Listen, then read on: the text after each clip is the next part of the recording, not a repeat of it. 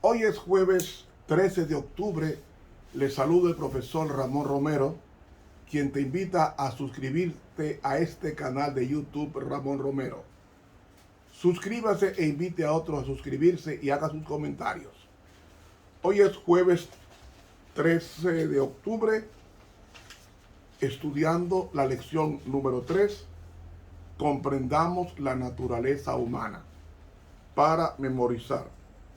Entonces Jehová Dios formó al hombre del polvo de la tierra y alentó en su nariz soplo de vida y fue el hombre un alma viviente.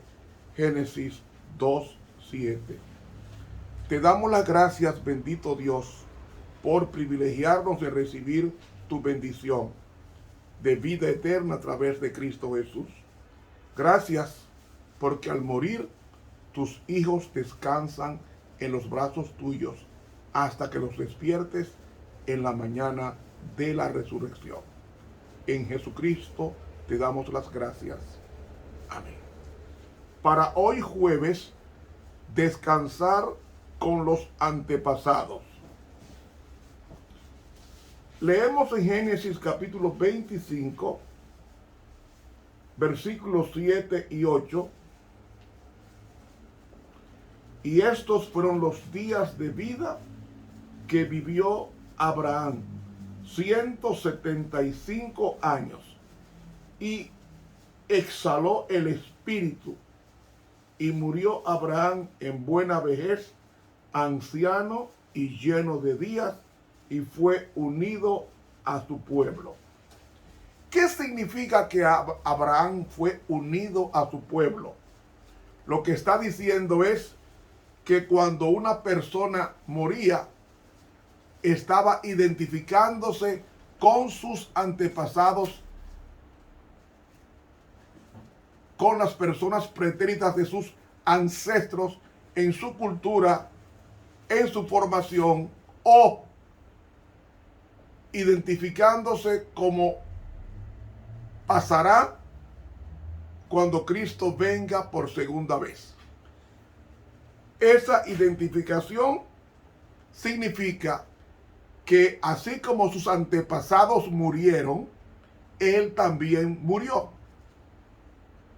Al decir, y fue unido a su pueblo o a sus antepasados, dando a entender con esta expresión de que así como ellos murieron, también él ha muerto. Es decir, su generación ha fallecido en él por sus antepasados que se fueron primero que él. Otro texto, segunda de Samuel, el capítulo 7 y el versículo 12, leemos lo siguiente. Y cuando tus días fueren cumplidos y durmieres con tus padres, esos padres que estaban muertos, yo estableceré tu simiente después de ti, la cual procederá de tus entrañas, y aseguraré su reino. Es una promesa que Dios hizo a la casa firme, de casa firme a David. Hermanos, unirse con los antepasados significa que así como los padres nuestros están muertos, y los abuelos y los tatarabuelos, así también yo, muriendo, me estoy uniendo a la condición de muertos de ellos. No que se va a reunir en un lugar del cielo o en un lugar del infierno. Otro texto, primero de Reyes, primer libro de Reyes, el capítulo 2 y el versículo 10 dice: y David murió con sus padres, y David durmió con sus padres, y fue sepultado en la ciudad de David. ¿Qué fue sepultado? David con sus padres, o sea, en el sepulcro de sus padres, que en la ciudad de David, que es Sión. David murió en el año 971 y nació en el año 1040. Es decir, David murió de 70 años y 6 meses. Y David, su sepulcro está hasta hoy, como dice el libro de los Hechos en el capítulo 3. David está reunido con sus padres en el sentido de su condición de ser muerto o de persona muerta, así como sus padres que se fueron primero. Esto nos da a entender que tanto Abraham, que era un patriarca, como David, que era un rey, ambos tienen la misma suerte. Dios no tiene privilegios con ninguna persona, aunque sea santa. Así como muere el impío, muere el justo o pío. ¿Saben? La palabra de Dios es viva y eficaz, y más penetrante que toda espada de doble filo.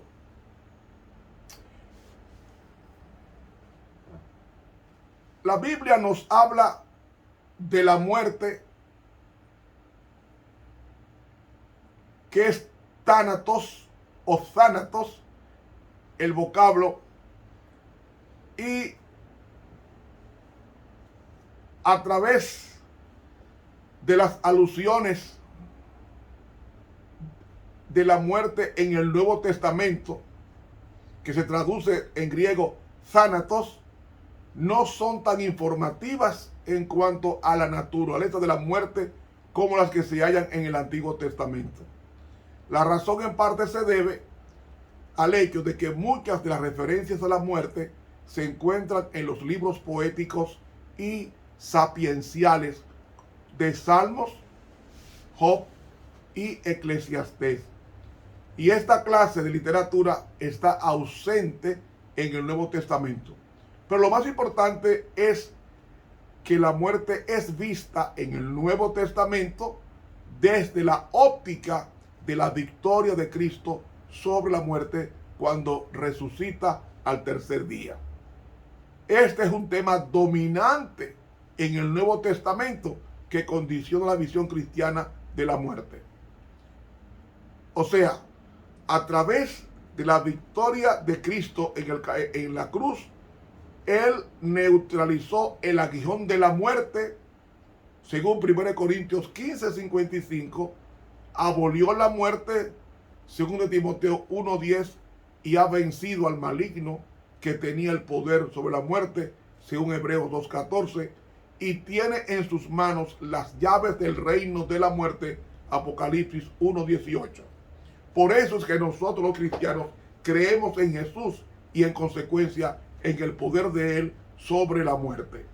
Él es la cabeza de una nueva humanidad como el primogénito de los muertos, según Colosenses 1:18, y hace que los creyentes vuelvan a nacer a una esperanza viva por medio de la resurrección de los muertos, según 1 Pedro 1:3. La victoria de Cristo sobre la muerte afecta la comprensión del creyente de la muerte física, espiritual y eterna. Porque el creyente puede afrontar la muerte física con la confianza de que Cristo ha absorbido la muerte en victoria y despertará a los santos que durmieron en su venida, conforme a su promesa que está en 1 Corintios 15, 51 al 56. Por tanto, David, por tanto, Abraham, por tanto, toda persona que muere en Cristo, dice el apóstol Pablo, los muertos en Cristo resucitarán primero. Dios no olvida a sus santos dormidos en el polvo de la tierra. Los creyentes que estaban espiritualmente muertos en delitos y pecados, según Efesios 2, han sido regenerados a una nueva vida en Cristo. Los no creyentes que permanecen espiritualmente muertos a lo largo de sus vidas y no aceptan la provisión de Cristo para su salvación, experimentarán la segunda muerte, la muerte eterna, que será en el día del juicio después del milenio. Esta es la muerte final y eterna de la que no hay retorno y que debemos prepararnos para no morir esa muerte, la segunda muerte, que es la destrucción de los impíos conforme a sus obras, cuando Cristo haga en el día del juicio final. La palabra thanatos se traduce como muerte en el griego, dependen totalmente del significado literal como cesación de la vida. Así que, hermanos, aunque descansan estos hombres con sus antepasados, como Abraham, como David, según leímos, también descansan los reyes, como dice Segunda de Reyes, el capítulo 24 y el versículo 6, que reza así, citamos: